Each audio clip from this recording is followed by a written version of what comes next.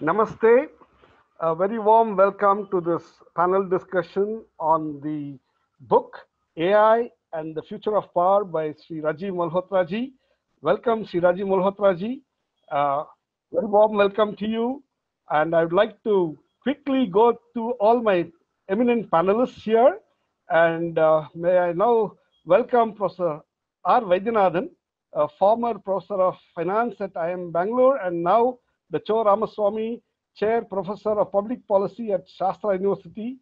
I'd like to welcome Professor Devendra Jalihal, who is a Professor of Electrical Engineering at IIT Madras, and I'd like to welcome Professor Kanchi Gopinath, who is the Professor of Computer Science at the Indian Institute of Science, Bengaluru. And of course, warm welcome to all the viewers of this video.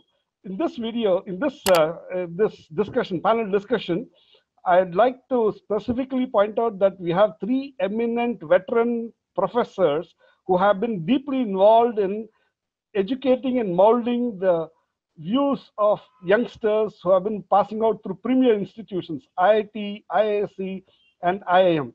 So on that note, I'd like to say we are looking forward to a very interesting and a very solid panel discussion and a discussion on aiding the Indian Renaissance that's happening, Indic Renaissance that's happening right now, right? And Rajiv ji has been instrumental and pioneering in this matter for the past 25, 30 years. Rajiv ji, may I now request you to give a quick 2-minute overview of what your book is all about and why do you think it's very important for the youth of India and the youth of the world at large? Rajiv ji. So thank you for this. So my book has been the product of 5 years of research. And while doing the research, I went around trying to get a lot of people in India engaged and interested, but they were not interested. And now some events are happening which are predicted in the book, like this Twitter event and all that. But many more events that I've predicted have not yet are going to happen. The book is going to be valid for the next decade, because the trends it talks about, the technology and the impact of AI it talks about, is just beginning to happen in India. It's already happened in a bigger way in other countries. It's beginning to happen in India, and it will accelerate and become a very serious issue. So it talks about several battlegrounds, 5 battlegrounds, from what happens to jobs, what happens with China on the border using AI and drones and facial recognition and all that, and giving this technology to Pakistan, which helps infiltration and helps terrorism and so forth.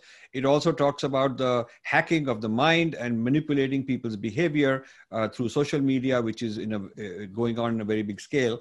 And India is vulnerable. This is used to create havoc, riots, violence, to hack elections, to convert people, what I call Breaking India 2.0. It also talks about what are the spiritual implications of people becoming more dependent on external stimuli, augmented reality, artificial forms of pleasure and delight, further and further away from being in your Satchitanand mode. So our Vedanta asks you to go inward, and this new technology takes you outward and gives you all the substitutions of pleasure from the outside. The book is particularly concerned about the future of India. Basically, I'm writing as a patriotic person, as a Bharatiya, very concerned that AI has not been recognized for all the issues that it raises. AI is being recognized for the positive things it brings, which are enormous, and we have to be there. But we have to control the AI, not let AI, foreign-owned AI, control us. Right now, the problem is not AI. The problem is that the AI we're having, the hardware, the networks, the data control, the algorithms are all in the hands of foreign big digital companies. And we are the users and they are the producers. So they are the ones who are the puppeteers and we are the puppets being pulled. So my concern is not actually, I'm not against technology. I'm a technocrat myself. I'm against somebody else controlling the technology and using it on us. That's the bottom line of what this book is about. Beautiful, beautiful. In fact, AI as not a standalone technology, but as a force multiplier of technologies being deployed and used. So it all comes down to the implications of the application of AI by the powers that be. And that's the summary that I get to see. But then I also see something very important and interesting. I'm kind of drawn back to the days of the colonization by the East India Company. And I just want to take a small clip snippet from your book, which I'm holding out here. It's an important book that everybody should pick up and read, especially in India. It's a snippet that let me read what you written, and I quote: India seems to have forgotten its experience with East India Company. The government has failed to halt the continuous outflow of private data to foreign firms. If data represents national wealth, India is for sale. The threat to its national security and sovereignty needs to be called out. That's what you're writing. I would like to now go and request Professor Vaidyanathan, who has been a past member of the National Security Advisory Board of India, to share his thoughts on this one particular thing. You know, the digital colonization is like the East India Company colonization that Rajiv draws upon. What's your view on this, sir? First and foremost, I would like to uh, thank and appreciate Rajiv ji for this, I would say, phenomenal work actually. He mentioned for the next decade, I think for the next 40, 50 years, this will have a significant amount of impact. I only wish every bureaucrat, every judge, every senior army person, every politician in India go through this work. Be that as it may, most important. See this, the concept of sovereignty, Westphalian consensus which emerged, that individual nations have their own. I think that is gone now. There is nothing called, and particularly countries like India, which have got huge amount of fault lines, this becomes much, much more critical. There is, and the East India Company story is not necessarily identically getting repeated, but in another sense that the big technology companies are replacing actually the sovereign states. It's not just only for developing countries. Any country having fault lines is going to be exploited. So the countries like China are on a different footing, different advantage. That is what is my first initial reaction would be. Wonderful, wonderful. So I would like to take off from there, and I want to share this thought. So one of the big things that the East India Company people did at that time, and it continued to the British rule, and including perhaps several decades later, after we got independence, was this demonization of the Indic identity. You know, Rajiv talks about the Indic identity in a very big way. So maybe I should ask Rajiv ji. So Indic identity demonization, the Indian grand narrative, what is it all about, Rajiv? Why is it that, like Professor says, the bureaucrats, the army folks, the decision makers just don't have a sense of Indic civilizational identity? What to do about it? Your thoughts, Rajiv. So first of all, I think you've touched on an interesting point, because a lot of people ask me that I've done all these three decades of work on Indian identity and Hindu thought and Vedic thought and a grand narrative and all that. So what does my book on AI have anything to do with it? Have I switched out of that? Because although they recognize that AI was my original topic as a computer science graduate student, but they're saying it seems to be disconnected. It's not disconnected for the simple reason that AI today is representing Western universalism, which I talked about in my earlier books, Western universalism implicitly in the algorithms. So basically the algorithms are using the idea of justice, social justice, human rights, nature of the self, nature of the environment. All these are Western universalism ideas that are incorporated into the algorithms. And so the algorithms are trying to optimize Western universalism. That's really what it amounts to. And so it is not Vedic universalism. It is not, Islamic universalism. I mean, actually, China is using AI to expand Chinese idea of universalism, Chinese idea of society and justice and economics and all of that. So each society that has an AI system is either consciously or unconsciously kind of building upon its own civilizational narrative, its own grand narrative, and incorporating that into the AI. And so the AI is expanding that and using that as a benchmark to decide who to promote, who is out of line, who to block. So when an AI system says that person X is violating, it's according to their criteria of what constitutes a breach of good social behavior. And when the AI system promotes somebody as a good guy, it's according to their idea. So the lack of Indian grand narrative means that firstly, we don't have AI, which we control. Secondly, we don't have a grand narrative. So, what's happened is foreign AI bringing foreign grand narratives is taking over hold of the Indian population. This is the problem. So let me repeat. Wonderful. For Western universalism, which is a foreign grand narrative being incorporated into foreign-owned, algorithms, is taking over India. This is very serious. Very serious, very serious. In fact, I would kind of say that this is the kind of thing that we need to essentially ensure that we need to understand. And what you brought out is very, very critical. Why we need to have our decision makers, the people in the defense, the people in the government, the people in the media, the people in the industry, have skin in the game. What is the skin in the game? The game is Indic identity, and that's what is lacking. This grand Indian narrative is still not kind of widespread, perhaps. Now, let me kind of quote you from a little paragraph that you talked about China, and I'll go to Professor Jalihal from there. China, however, has consistently defied Western attempts to demonize its government as an abusive, totalitarian state. That's what you write in page 120. China controls its own narrative. Its citizens' education has been built on the foundation of grand narrative of the past greatness and its future as the world's foremost superpower. It's clear that the Chinese people today, that the long-term destiny of their country's greatness has been drilled into them as a non-negotiable. This collective self-confidence is a remarkable asset. That's what you write. I'd like to go to Professor Devendra Jalihal. Professor, tell me, you have been molding the character of so many youngsters and students all these years. Where is that grand narrative that people are, where is that being molded, or where is, what component of it is it in your educating these youngsters, or for that matter, the Indian education systems molding the youngsters? Because look at what China did. They do not care for the demonization, but they have been consistent about their narrative, and they brought youngsters to have the self-confidence to live up to that thinking. Your thoughts, sir? Rajiv ji talked about the West being the producer and we being the users. Right. Professor Vaidyanathan talked about a fault line. Yeah. All of us are aware that for the last 3 to 4 centuries, West has been studying us using various lenses, whether it's Protestant Christianity or Marxism and postmodernism and critical thought and so on. And they have a certain view of India, right?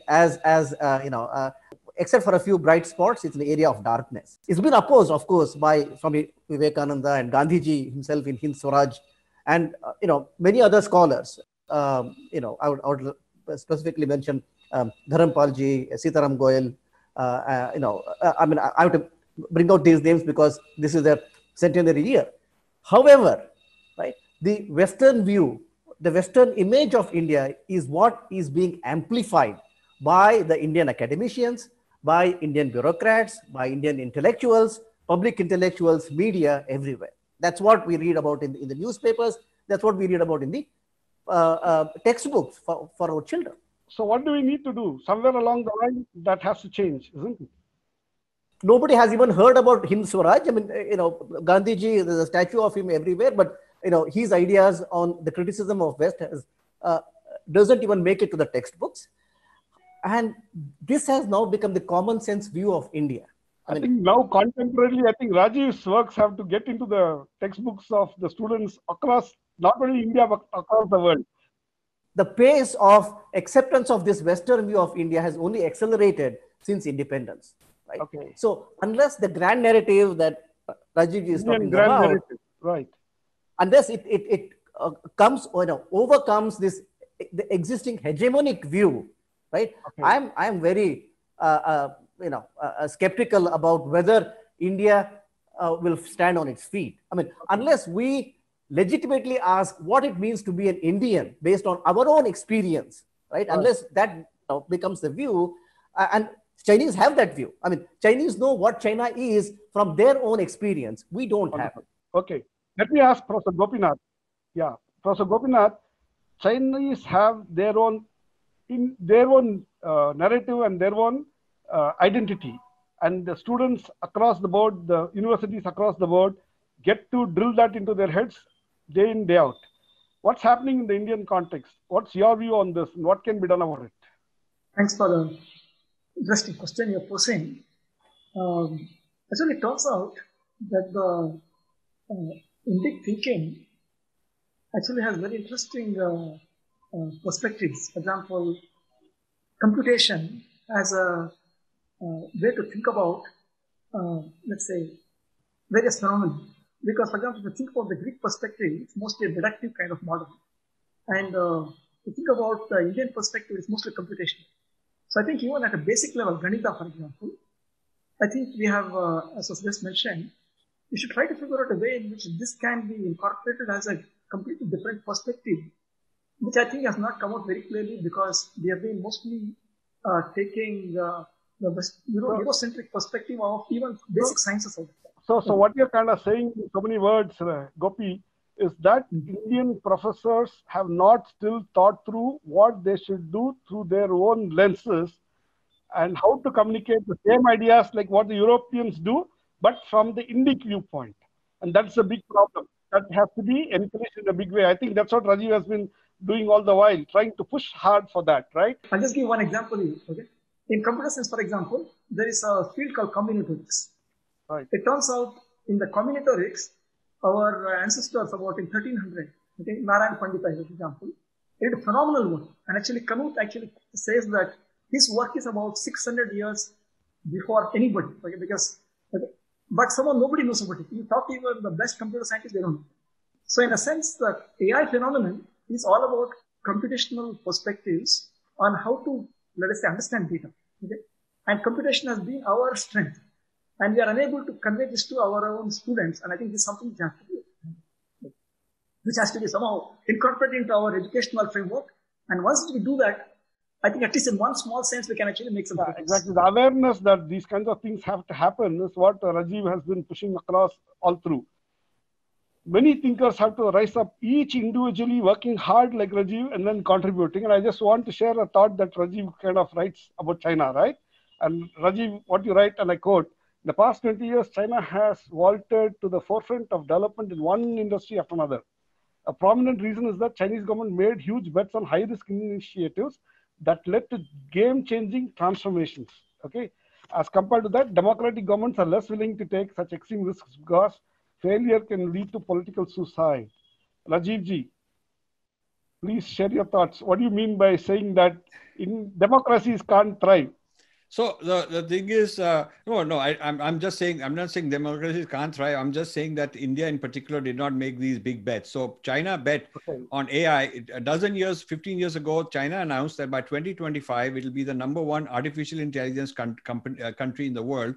And the United States is afraid that the Chinese are likely to achieve that. Chinese became the #1 in solar energy. Chinese are the #1 in electric batteries. The lithium-ion technology, they own most of the patents and they own half the world supply of lithium.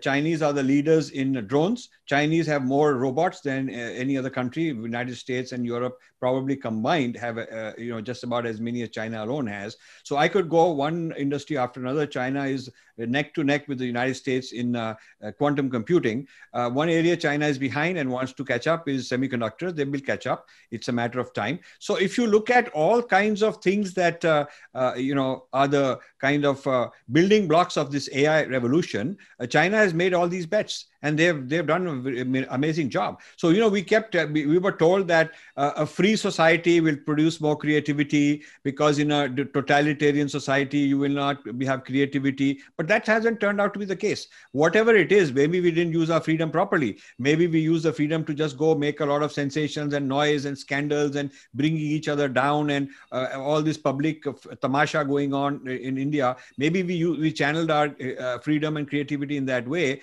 And whether the Chinese were free or not free, who cares? The point is they produce results. If you go to any computer science conference, you go to any AI conference, you'll find that Chinese and Americans are the top two presenting papers. If you look at the facts on whose papers are referenced the most, Chinese universities are now surpassing Carnegie Mellon, Stanford, and MIT, and their universities are getting more papers referenced than any other university in the world.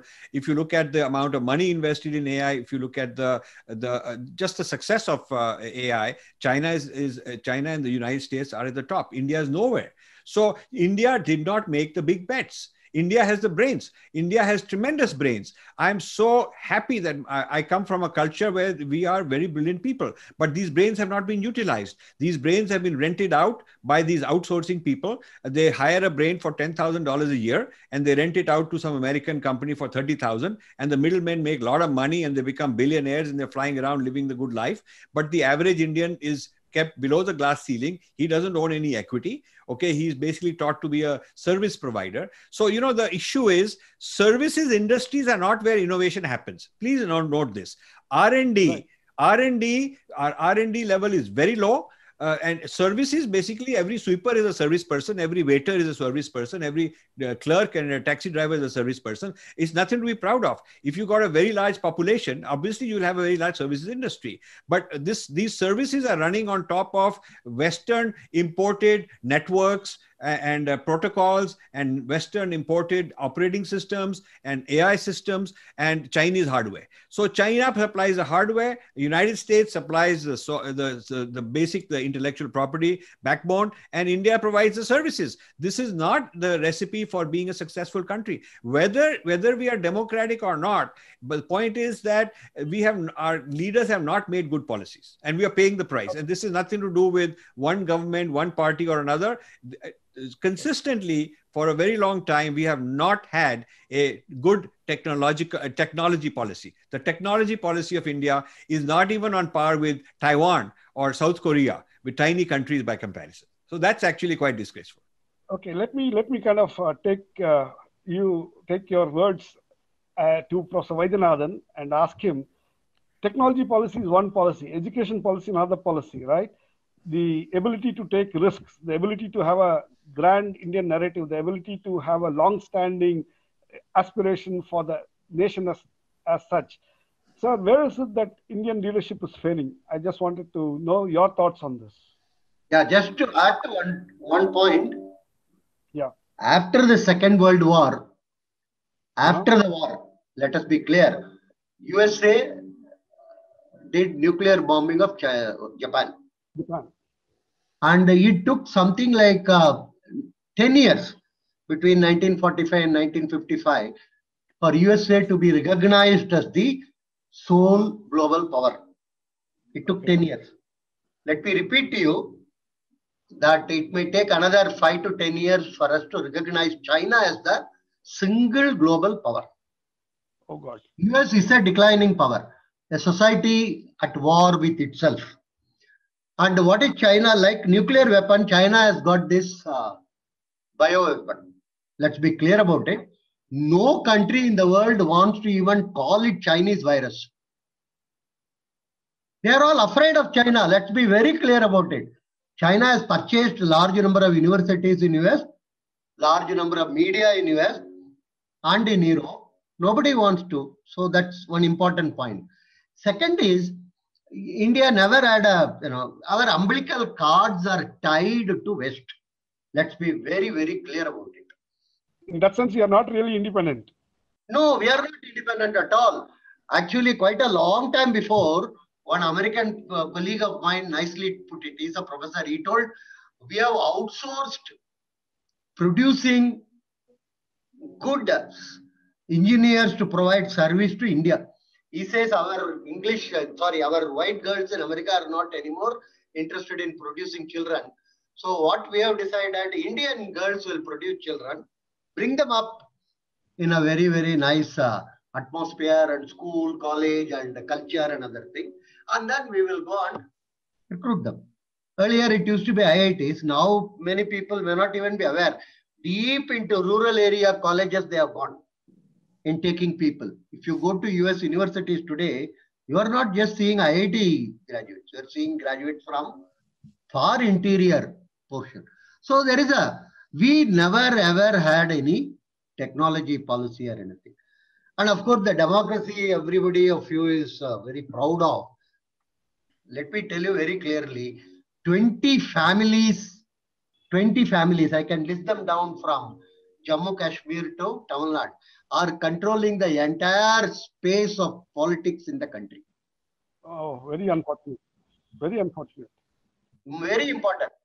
Other than BJP and communist, all others are family controlled parties. What big democracy we are talking about? We are waiting for the next, the girl to give a child so that he will become the leader. So the fault lines are phenomenal. One. Second is, many of them have got illicit funds abroad which are known to international agencies. CAA knows which fellow is having how much funds. So our ability to independently take decision is very low. Right. That also is very important. So technology policy, we have outsourced that also. We have given it to others. So somebody told that they are going to question this Twitter chief, and I was laughing. I thought it is the other way. The Facebook and Twitter chiefs will come here and question our leaders actually. It is not this way. When they, we went cringing actually all the way. Our Prime Minister goes to, the place in LA to address a meeting of this Facebook. And from India, one lady goes there and asks about women are not given importance in India, And the Twitter head comes to India. You should see that photograph, the way he sits before the Prime Minister of India, actually. He is not, and then he holds a placard that our aim should be to destroy Brahminical patriarchy. Who is Jack to tell about Indian local situation? In China, if he had done it, he would have been thrown out of China within a matter of hours. Yeah, I agree with you that our democracy is not that really robust the way it is our supposed to be. technology policy is decided by big technology firms. Let's be very clear about it. Okay. Right? All others are just stands or what you call in Hindi, what they nicely call Nuri Kusti. You just appear as if. So I just want to take this particular quote that Rajiv writes, and I want to quickly go to Rajiv. And he writes here, the US fears that China is currently developing genetic weapons for the purpose of winning a bloodless victory. The way is to manipulate the psychological behavior of the population or spread specifically manufactured microbes to defeat an enemy without even the need to wage a conventional war, right? So this is the kind of bio-weaponizing the technologies that China has, and that's perhaps one of the reasons why everybody in the world is so scared. But then what should democracies do as such, and especially Indian democracy, like Professor Vaidyanathan was saying, if just 20 families control India, then that's no democracy at all. So Rajiv ji, what is it that we can do to first understand what we are? So first of all, let's understand the problem. My book is to understand the problem. A sequel to this book will present my solutions, but I don't want to write about solutions until I'm convinced that a critical mass of people have understood the problem. As long as they're avoiding the problem, bypassing the problem, pretending it's not there, pretending they already got it and whatnot, I'm not motivated to proceed to the next stage of solutions. I've hinted at many solutions. I'll tell you a little bit about it now, but I'm writing several sequels to this book. So as far as the ability to DNA, let's talk about two levels. One is genetic and the other is psychological. There are two levels of being. Right. The Sthula Sharir and the Sukshma Sharir, you might say. The Sthula Sharir is defined by the DNA, and the Sukshma Sharir is the emotional, mental, psychological body. Both are being hacked by AI. So now, as far as the genetic level is concerned, China is fighting a war. China has decided to own the DNA of every person, every living being, every plant, every type of animal, every kind of living entity. They are out there trying to gather DNA of everything that exists. And this is not technologically that big a deal. 8 billion human beings, and collecting all the genomes is not a tremendous amount of storage. It's just fairly straightforward. From this, they will figure out patterns of disease, patterns of resistance, what kind of a thing works with what kind of ethnic groups, how to create a microbe, so how to create some kind of a virus that will only kill people of certain genetic composition and not kill other people. So this kind of very targeted, personalized, kind of bio warfare is AI based, and that's the next stage. Previous bio warfare was you put out nerve gas, it'll kill everybody, it doesn't discriminate. But the new one is actually biased based on your genome. So the genome specific solutions two problems are tremendous, and people will get a big boon in terms of better medical care because they'll be genetically based medical treatments. But the same genome-based warfare and the genome-based destruction is not being talked about, but it's happening. The National Public Radio, NPR, is full of these kind of interviews. US CIA is raising alarms. Several people I'm in touch with in the United States know about it, and they're very concerned. But in India, I'm trying to start this discussion and this discourse. It hasn't happened enough. So that is as far as the genome level is concerned. As far as psychological level is concerned, the more you understand people's behavior, their weaknesses, their vulnerabilities, where you click, what you don't click, the more you can manipulate them. So for instance, China is building databases even on Americans and British people and certainly Indians on, who has financial difficulty. I mean, for instance, this financial credit rating company that has the credit database of everybody in the United States and many other countries was hacked by China. And the purpose was to figure out who are the people that are in financial distress, because those people can be bribed. They can be hired as spies. They can be given some kind of an inducement. Which are the people where people have broken? Which are the families where people are broken? They are desperate. Somebody has a mental health issue. Somebody has got an alcohol or a drug addiction. So they're looking for vulnerabilities of different kinds. They're also hacking into your Gmail and your messages, to your WhatsApp and all that, to figure out who's having an affair, who can be blackmailed, how they can be blackmailed. So all this is described in chapter 4 of this book, which is about the loss of agency, the loss of freedom, becoming morons and dumbed down with these intelligent networks managing you, giving you rewards, giving you punishments, and so you are at their mercy. I call this the Google Devata syndrome, the Twitter Devata, the Facebook Devata syndrome, and that is happening. So this, first of all, we must really understand the gravity of this situation. Our leaders have been sleeping. The National Security Agency hasn't done a darn thing. They probably know about it. I think the military people know about it because I talked to them, but they haven't done enough about it. We've started making some announcements and allocating some budgets, but between allocating a budget and actually getting results, it takes many, many years. So the problems of India are, first of all, leadership uneducated, not sufficiently aware.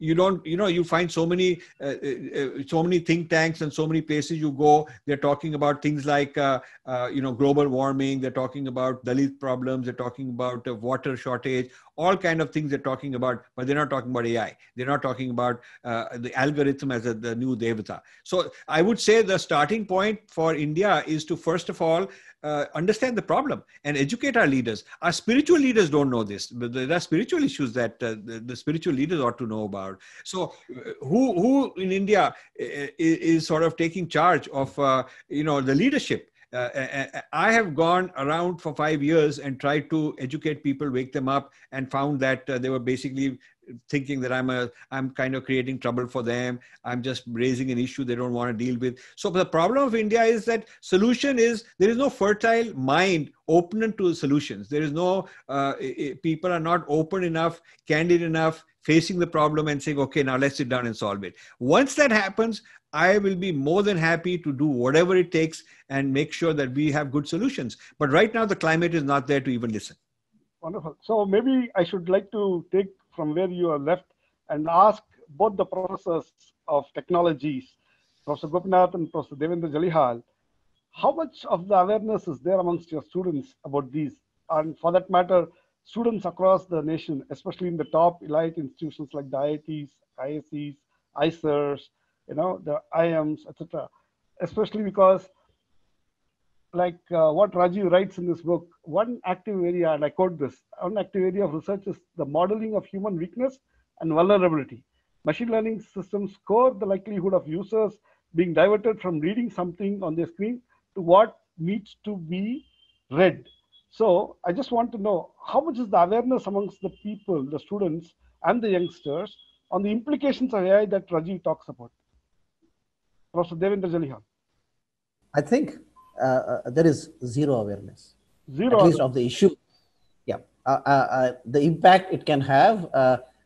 They all today work with machine learning, because machine learning has come into. The students are aware of machine learning, right? So they have no clue. That is the point. People know the technology, they do not know the implications of the technology.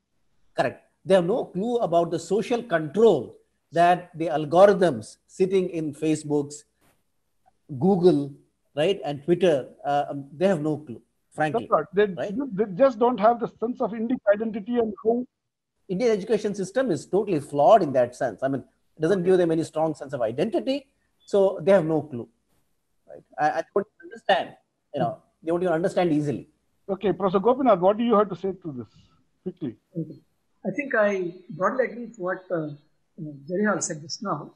Right. I think they know about it, but sadly, they have not reflected on exactly what they're learning in terms of machine learning. For example, Okay. there are so many inequities in our own society with respect to educational opportunities. Right. There's so much because various people are categorized as being part of this community, that community, and therefore you get this kind of benefits. There's some kind of unfairness, some kind of unfairness in the system.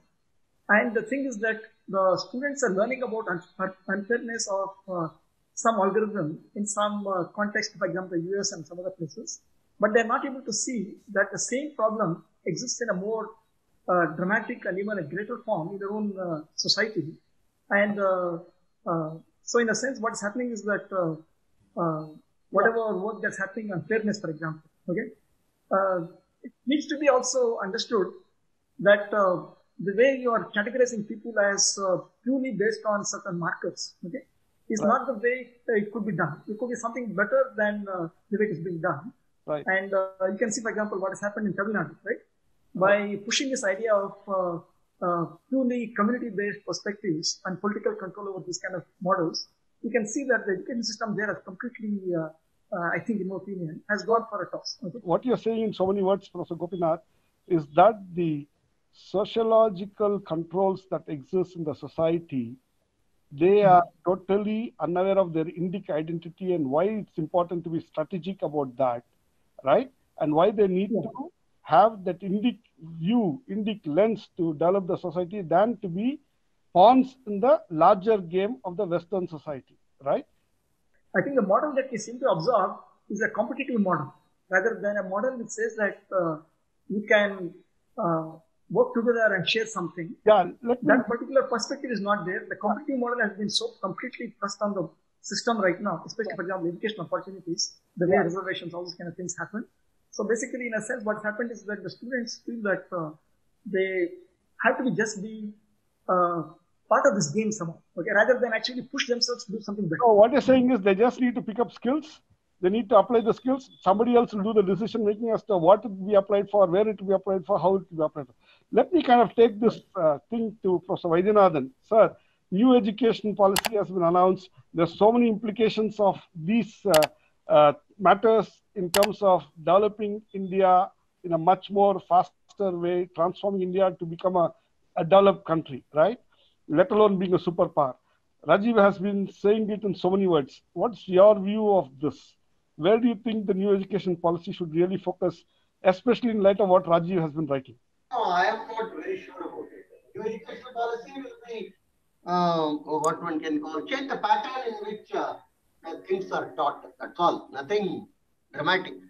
See, the point is technology is considered as something apolitical, asocial. This is very, very important. In all the institutions of higher learning, technology is considered as neutral. You know, it's sort of that's all. It is its implication for other social issues, civilizational issues, cultural issues are never focused on anything. So you get a good good grades in technology. You get good offers from foreign universities or some companies and other things. That's all. So new education policy be helpful in having a better type of thing, but it has again its own implication because we have to have also significant number of teachers who are well trained. The most important component of our system is teachers, and they should be adequately trained to focus on some of these important major areas. Otherwise, it will just be the pattern is changing. 10 plus 2 plus 3 will be changing into a new type of pattern. So what you are saying is all these changes seems to be cosmetic and superficial. The deep issues are still not addressed, especially the issues that Rajiv is raising is not addressed at all. What one can call a grand narrative, which unfortunately we don't have. Because, of course, I would say, others may or may not agree, we have developed an anti-intellectualism in this country. Basically, good intellectuals can be teaching in universities and other things, but not decision maker. This is very, very important because it is somehow felt intellectualism is against social justice. These two things are contrasted with each other. So, in order to enhance social justice, you keep away the thing about next 10 years, what will happen. If, I've been involved in some of the thing you were mentioning, if I say next 10 years, what will happen? People smile. People are interested next week, what will happen? Next 2 weeks. That is the type of approach actually. So, NEP is, prima facie, NEP is good. Policy. One thing I think I should tell the other panelists, policy-wise, we are the best in the world, actually. I don't think any other country has such levels of excellent policies. But the other portion is practices, execution. India is the only country, in chartered accounting, there is a course called banking law and practice. Kindly note this. Everywhere in the world, it is banking law. But we have banking law and practice. Contract law and practice. Taxation law and practice. The second portion tells you about India, not the first one. Right. You got the idea? So I understand. So what you're saying is essentially that a lot of indigenization of the education has to happen, and that essentially is where the grand Indian narrative fits in. That's one of the big things that we need to be worried about, because the lack of it is going to create a door wide open for the digital colonization that Rajiv has been talking in this book, AI and the Future of Power.